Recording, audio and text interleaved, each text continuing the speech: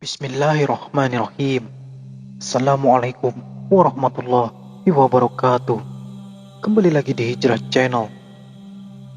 Setelah Allah Subhanahu wa Ta'ala menciptakan bumi dengan gunung-gunungnya, laut-lautannya, dan tumbuh-tumbuhannya, menciptakan langit dengan mataharinya, bulan dan bintang-bintangnya yang bergemerlapan, menciptakan malaikat-malaikatnya, ialah sejenis makhluk halus yang diciptakan untuk beribadah, menjadi perantara antara zat yang maha kuasa dengan hamba-hamba, terutama para rasul dan nabinya.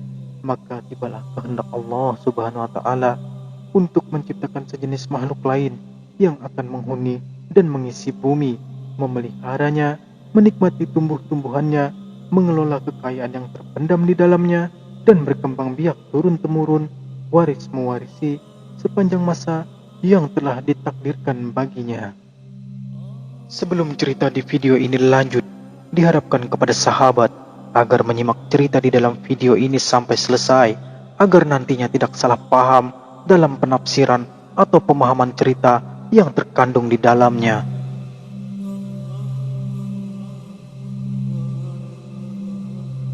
Para malaikat ketika diberitahukan oleh Allah Subhanahu wa Ta'ala akan kehendaknya menciptakan makhluk lain itu, mereka khawatir kalau kehendak Allah menciptakan makhluk yang lain itu disebabkan kecuaian atau kelalaian mereka dalam beribadah dan menjalankan tugas, atau karena pelanggaran yang mereka lakukan tanpa disadari. Berkata mereka kepada Allah Subhanahu wa Ta'ala, "Wahai Tuhan kami, buat apa Tuhan menciptakan makhluk lain selain kami, padahal kami selalu bertasbih, bertahmid, melakukan ibadah, dan mengagungkan namamu tanpa henti-hentinya. Sedang makhluk yang Tuhan akan ciptakan dan turunkan ke bumi itu niscaya akan bertekar satu dengan yang lain, akan saling bunuh-membunuh, berebutan, menguasai kekayaan alam yang terlihat di atasnya dan terpendam di dalamnya, sehingga akan terjadilah kerusakan dan kehancuran di atas bumi yang Tuhan ciptakan itu." Allah berfirman menghilangkan kekhawatiran para malaikat itu. "Aku mengetahui apa yang kamu tidak ketahui, dan aku sendirilah yang mengetahui hikmat penguasaan Bani Adam atas bumiku.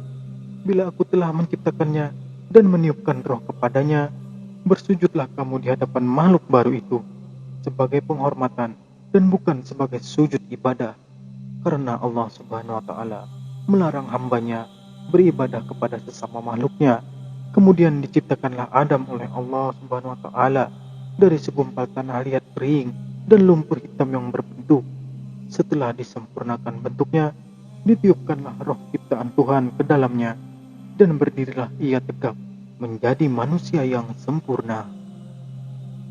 Iblis membangkang dan enggan mematuhi perintah Allah, seperti para malaikat yang lain yang segera bersujud di hadapan Adam sebagai penghormatan bagi makhluk Allah yang akan diberi amanat menguasai bumi dengan segala apa yang hidup dan tumbuh di atasnya serta yang terpendam di dalamnya. Iblis merasa dirinya lebih mulia, lebih utama, dan lebih agung dari Adam karena ia diciptakan dari unsur api, sedang Adam dari tanah dan lumpur. Kebanggaannya dengan asal-usulnya menjadikan ia sombong dan merasa rendah untuk bersujud menghormati Adam seperti para malaikat yang lain, walaupun diperintahkan oleh Allah. Tuhan bertanya kepada iblis, "Apakah yang mencegahmu sujud menghormati sesuatu yang telah aku ciptakan dengan tanganku?" Iblis menjawab, "Aku adalah lebih mulia dan lebih unggul dari dia. Engkau ciptakan aku dari api, dan engkau menciptakannya dari lumpur."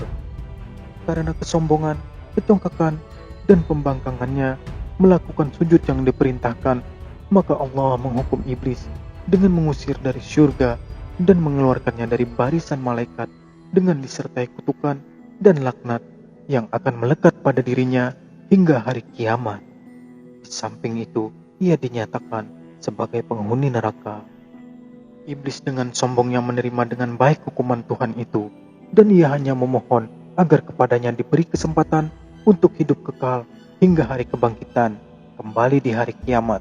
Allah meluluskan permohonannya dan ditangguhkanlah ia sampai hari kebangkitan. tidak berterima kasih dan bersyukur atas pemberian jaminan itu.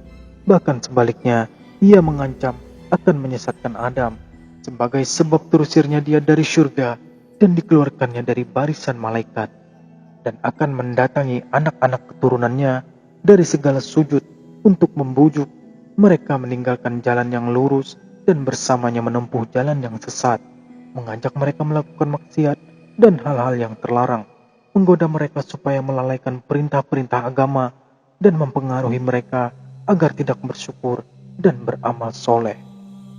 Kemudian Allah berfirman kepada iblis yang terkutuk itu, "Pergilah engkau bersama pengikut-pengikutmu yang semuanya akan menjadi isi neraka jahanam dan bahan bakar neraka. Engkau tidak akan berdaya menyesatkan hamba-hambaku yang telah beriman kepadaku dengan sepenuh hatinya dan memiliki akidah yang mantap yang tidak akan tergoyah oleh rayuanmu, walaupun engkau menggunakan segala kepandaianmu menghasut dan menfitnah." Allah hendak menghilangkan anggapan rendah para malaikat terhadap Adam dan meyakinkan mereka akan kebenaran hikmatnya menunjuk Adam sebagai penguasa bumi. Maka diajarkanlah kepada Adam nama-nama benda yang berada di alam semesta. Kemudian diperagakanlah benda-benda itu di depan para malaikat. "Cobalah, sebutkan bagiku nama benda-benda itu. Jika kamu benar merasa lebih mengetahui dan lebih mengerti dari Adam." Para malaikat tidak berdaya memenuhi tantangan Allah untuk menyebut nama-nama benda yang berada di depan mereka. Mereka mengakui ketidaksanggupan mereka dengan berkata, "Maha Agung Engkau. Sesungguhnya kami tidak memiliki pengetahuan tentang sesuatu yang kecuali apa yang Tuhan ajarkan kepada kami. Sesungguhnya Engkaulah yang Maha Mengetahui lagi Maha Bijaksana." Adam lalu diperintahkan oleh Allah untuk memberitahukan nama-nama itu kepada para malaikat, dan setelah diberitahukan oleh Adam, berfirmanlah Allah kepada mereka, "Bukankah aku telah katakan kepadamu bahwa aku mengetahui rahasia langit dan bumi, dan mengetahui apa yang kamu lahirkan dan apa yang kamu sembunyikan?" Adam diberi tempat oleh Allah di surga, dan baginya diciptakanlah Hawa untuk mendampinginya dan menjadi teman hidupnya, menghilangkan rasa kesepiannya dan melengkapi keperluan fitrahnya untuk mengembangkan keturunan. Menurut cerita para ulama, Hawa diciptakan oleh Allah dari salah satu tulang rusuk Adam yang di sebelah kiri di waktu ia masih tertidur, sehingga ketika ia terjaga, ia melihat Hawa sudah berada di sampingnya. Ia ditanya oleh malaikat, "Wahai Adam, apa dan siapakah makhluk yang berada di sampingmu itu?" Berkata Adam, "Seorang perempuan, sesuai dengan fitrah yang telah diilhamkan oleh Allah kepadanya." "Siapa namanya?" tanya malaikat lagi. "Hawa," jawab Adam. "Untuk apa Tuhan menciptakan makhluk ini?" tanya malaikat lagi. Adam menjawab, "Untuk mendampingiku, memberi kebahagiaan bagiku, dan mengisi keperluan hidupku sesuai dengan kehendak Allah." Allah berpesan kepada Adam, "Tinggallah engkau bersama istrimu di surga, rasakanlah kenikmatan yang berlimpah-limpah di dalamnya. Rasailah dan makanlah buah-buahan yang lezat yang terdapat di dalamnya sepuas hatimu dan sekehendak nafsumu. Kamu tidak akan mengalami atau merasa lapar, dahaga, ataupun letih selama kamu berada di dalamnya. Akan tetapi, aku mengingatkan, janganlah makan buah dari pohon ini yang akan menyebabkan kamu celaka dan termasuk orang-orang yang zalim. Ketahuilah bahwa iblis itu adalah musuhmu dan musuh istrimu. Ia akan berusaha membujuk kamu dan menyeret kamu keluar dari surga, sehingga hilanglah kebahagiaan yang kamu sedang nikmati ini." Sesuai dengan ancaman yang diucapkan ketika diusir oleh Allah dari surga akibat bangkangannya, dan terdorong pula oleh rasa iri hati dan dengki terhadap Adam yang menjadi sebab sampai ia terkutuk dan terlaknat selama-lamanya, tersingkir dari singgasana kebesarannya. Iblis mulai menunjukkan rancangan penyesatan kepada Adam dan Hawa yang sedang hidup berdua di surga yang tentram, damai, dan bahagia. Ia menyatakan kepada mereka bahwa ia adalah kawan mereka dan ingin memberi nasihat dan petunjuk untuk kebaikan dan mengekalkan kebahagiaan mereka. Segala cara dan kata-kata halus digunakan oleh iblis untuk mendapatkan kepercayaan Adam dan Hawa bahwa ia betul-betul jujur dalam nasihat dan petunjuknya kepada mereka. Ia membisikkan kepada mereka bahwa larangan Tuhan kepada mereka memakan buah-buah yang ditunjuk itu adalah karena dengan memakan buah itu mereka akan menjelma menjadi malaikat dan akan hidup kekal.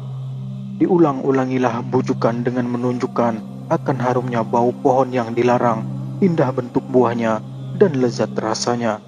Sehingga pada akhirnya termakanlah bujukan yang halus itu oleh Adam dan Hawa dan dilanggarlah larangan Tuhan.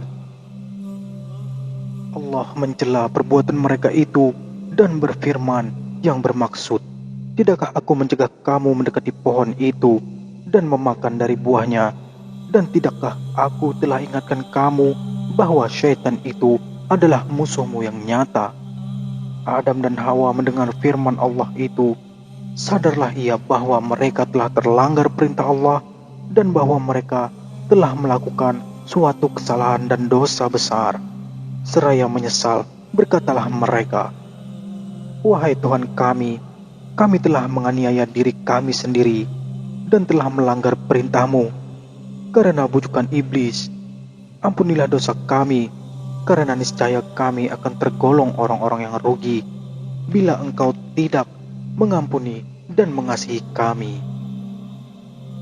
Allah telah menerima taubat Adam dan Hawa serta mengampuni perbuatan pelanggaran yang mereka telah lakukan, hal mana telah melegakan dada mereka dan menghilangkan rasa sedih akibat kelalaian peringatan Tuhan tentang iblis sehingga terjerumus menjadi mangsa bujukan dan rayuannya yang manis namun beracun.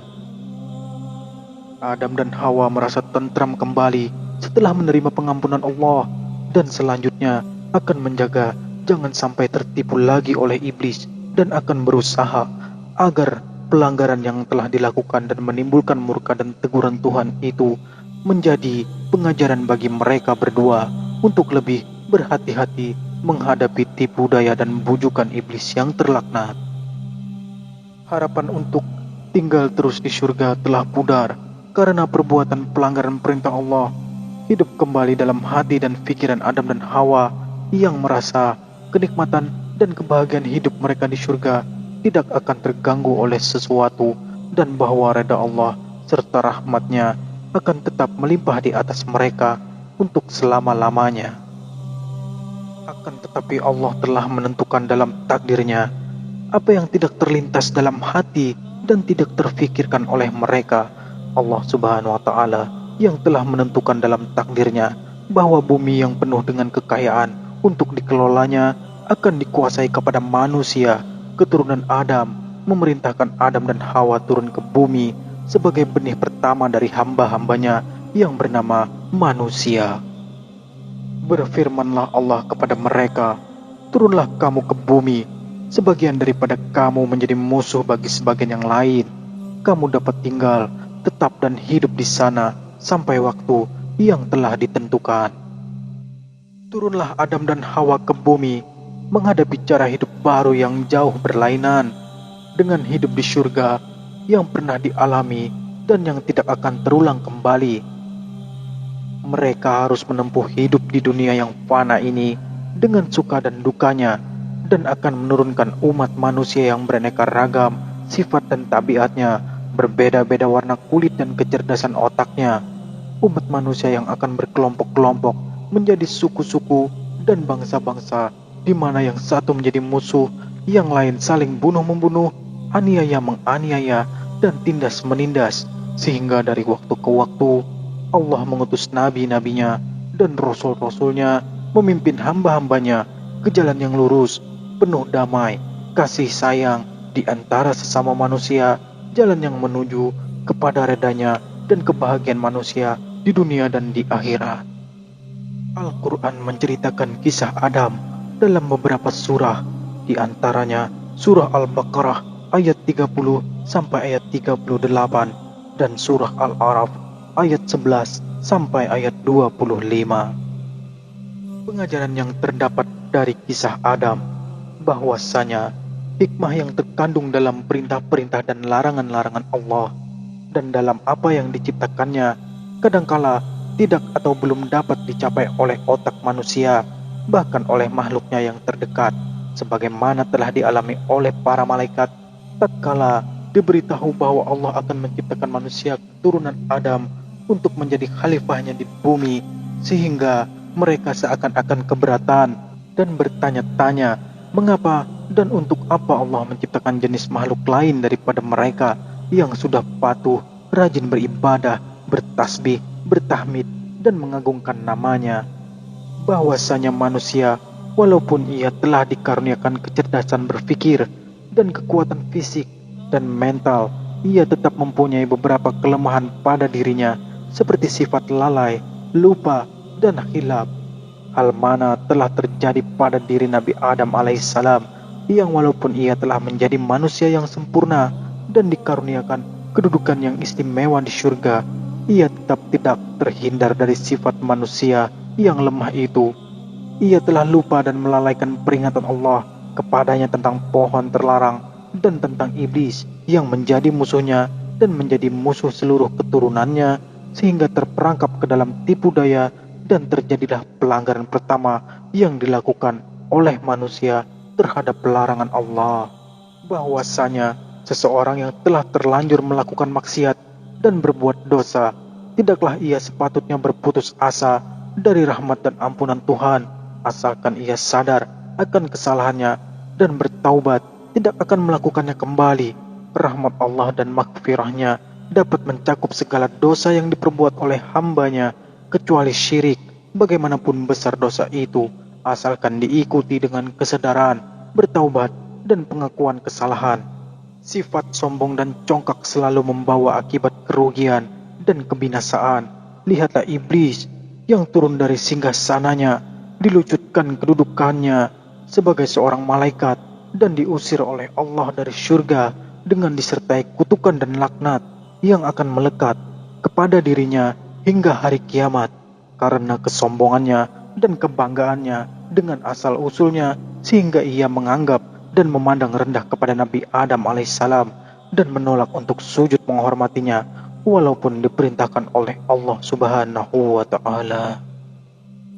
Rabbana zalamna anfusana wa ilam taghfir lana wa tarhamna lanakunana minal khasirin. Wallahu alam bisawab. Semoga cerita ini dapat menginspirasi dan memberi manfaat yang baik kepada kita semua. Amin, amin, amin ya rabbal alamin. Apabila sahabat menyukai channel ini, silakan sahabat klik like, share, subscribe, komen, dan aktifkan tombol lonceng agar channel ini terus berkembang dan tetap menyiarkan dakwah-dakwah Islam. Salah hilap mohon maaf, karena kebenaran hanyalah milik Allah subhanahu wa ta'ala. Assalamualaikum warahmatullahi wabarakatuh.